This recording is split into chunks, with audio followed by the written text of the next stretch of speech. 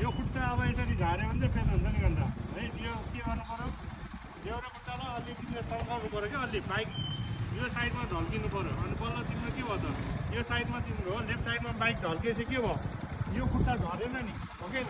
तिमीले राइट साइडमा यता ढल्कायो भने के भयो, यो खुट्टा त छोड्यो।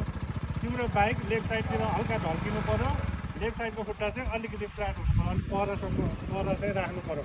यसरी नजिकै राख्यो भने चाहिँ यो खुट्टाले बल पाएन हो। अब फर्स्ट अफ अल के गर्ने, एक्सिलेटर बढाऊ, यसलाई प्लस गर्दै जाऊ, बाइकको बल आवाज बढाउ पऱ्यो, हल्का बढाऊ, प्लस गर्दै जाऊ।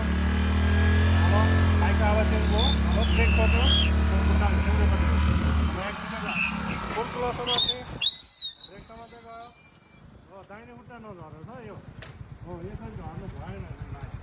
यो खुट्टा के गर्यो त, अलि उता पर राख्नु पऱ्यो क्या तिमीले। ओके, जाऊ त, ब्रेक मात्रै छोड, प्लससम्म चाहिँ राख।